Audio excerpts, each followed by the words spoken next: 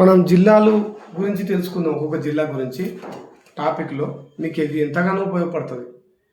GK కానీ subject Telangana గురించి పూర్తి అవగాహన రావాలంటే జిల్లాల గురించి తెలుసుకోవాలి. ఫస్ట్ ఆఫ్ ఆల్ ఆదిలాబాద్ జిల్లా గురించి తెలుసుకుందాం. ఈ జిల్లా ఉత్తర తెలంగాణలో గలదు. ఈ జిల్లాని 1905లో ఏర్పాటు చేశారు జిల్లాగా. ఈ జిల్లాను 4 జిల్లాలుగా విభజించారు. మీరు గుర్తుపెట్టుకోవాలి. 1 నిర్మల్, 2 కొమరంభీం ఆసిఫాబాద్, 3 మంచిర్యాల, 4 ఆదిలాబాద్. ఆదిలాబాద్ పాత జిల్లానే కాబట్టి ఆదిలాబాద్ నుంచి విభజించినవి నిర్మల్, కొమరంభీం ఆసిఫాబాద్, మంచిర్యాల. ఆదిలాబాద్ జిల్లాలో ప్రవహించే నదులు మెయిన్గా నదులు అప్పుడు చాలా ఇంపార్టెంట్. గోదావరి, ప్రాణహిత, పెన్గంగా, వార్త, కడెం ప్రాజెక్టు, పెద్దవాగు, సత్నాల వాగు, స్వర్ణవాగు. ఇవి మళ్ళీ గుర్తుపెట్టుకొని గోదావరి, ప్రాణహిత, పెన్గంగా, వార్త, కడెము, పెద్దవాగు, సత్నాల వాగు, స్వర్ణవాగు. ఈ జిల్లాల గల ప్రధాన తెగలేంటివి? ఆదివాసీలు, గోండులు, కోలంలు, ప్రధాన్లు. 4 ప్రధాన తెగలు గుర్తుపెట్టుకోవాలి. ఆదివాసీలు, గోండులు, కోలంలు, ప్రధాన్లు 4. విస్తీర్ణం వచ్చేసి 4153 చదరపు కిలోమీటర్లు.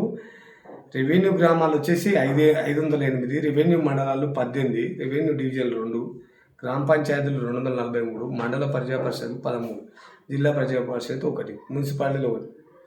మొత్తం జనాభా వచ్చేసి యాజ్ పర్ సెన్స్ చేసేది 2011 ప్రకారం ఇది 7,08,972.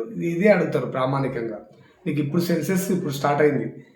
ఇంతకుముందు ఉన్న సెన్సెసే అడగడం జరుగుతుంది. పురుషులు 3,56,407, స్త్రీలు వచ్చేసి 3,52,565. స్త్రీ పురుష నిష్పత్తి వచ్చేసి 1000 పురుషులకు 989 ఆదిలాబాద్లో. మొత్తం గృహాలు వచ్చేసి 1,56,683. జనసాంద్రత వచ్చేసి తక్కువ ఉంటుంది, 171 చదరపు కిలోమీటర్కి. మొత్తం పిల్లలు వచ్చేసి 87,292. బాలురు బాలికల నిష్పత్తి వచ్చేసి 1000 మందికి 931 మంది బాలికలు. అక్షరాస్యత శాతం వచ్చేసి 63.46%. ఇది ప్రధానంగా 2011 సెన్సెస్ ప్రకారం గుర్తుపెట్టుకోండి. రైల్వే స్టేషన్లు వచ్చేసి 4, బస్ డిపోలు వచ్చేసి 2, అడవుల విస్తీర్ణం వచ్చేసి 1706.89. ఇది 2021లో కూడా ఫారెస్ట్ రిపోర్ట్ ఉంది, దానికి అనుసంధానంగా చదువుకోండి. ఇది 2011 ప్రకారం. అడవుల శాతం వచ్చేసి 41.10%. ఎస్సీ జనాభా వచ్చేసి 99,422. ఎస్టీ జనాభా వచ్చేసి 2,24,622. ఎస్సీ జనాభా వచ్చేసి స్త్రీ పురుషం 1,1019 ఆదిలాబాద్లో. ఎస్టీ జనాభా స్త్రీ పురుషం వచ్చేసి 1,989. మొత్తం శ్రామికులు వచ్చేసి 3,49,121. ఉపాంత శ్రామికులు వచ్చేసి 51,122. సాగుదారులు వచ్చేసి అంటే కల్టివేషన్ చేసేటోళ్ళు 51,122. వ్యవసాయ కూలీలు వచ్చేసి 1,19,664. ఉపాంత శ్రామికులు 51,122. సాగుదారులు వచ్చేసి 1,26,363. రెవెన్యూ డివిజన్లు వచ్చేసి 2 ఉన్నాయి, 1 ఆదిలాబాద్, 2 ఒట్నూరు. మండలాలు వచ్చేసి ఆదిలాబాద్ అర్బన్, ఆదిలాబాద్ రూరల్, మావాల, గుడిహట్నూర్, ఉట్నూరు, గాదిగూడ, నర్నూరు, ఇంద్రవెల్లి, సిరికొండ, ఇచ్చోడ, నేరేడిగొండ, తలమడుగు, భీంపూరు, తంబ్రి, జైనాతు, బోతు, బేల, బజార్ అట్నూరు. 18 మొత్తం మండలాలు. దేవాలయాలు ఎక్కువ. నాగోబా దేవాలయం జాతర. ఈ జాతరను ఆదిలాబాద్ జిల్లాలోని కేస్లాపూర్ గ్రామంలో గోండు గిరిజన తెగ ప్రతి సంవత్సరం పుష్యమాసంలో బహుళ అమావాస్య రోజున 10 రోజుల పాటు జరుపుకుంటారు. ఇంకోటి లక్ష్మీనరసింహ దేవాలయం ఉంటుంది, ఆదిలాబాద్లోని జైనాథ్ గ్రామంలో గలదు.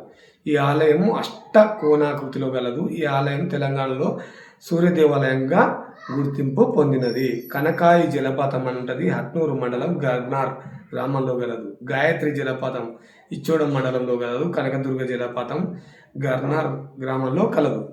బుర్నూరు జాతర ఉట్నూరు మండలంలో జరుపుకుంటారు. భారీ పరిశ్రమలు వచ్చేసి సోయా సంబంధిత పరిశ్రమలు ఉంటాయి, స్పిన్నింగ్ మిల్లులు కలవు.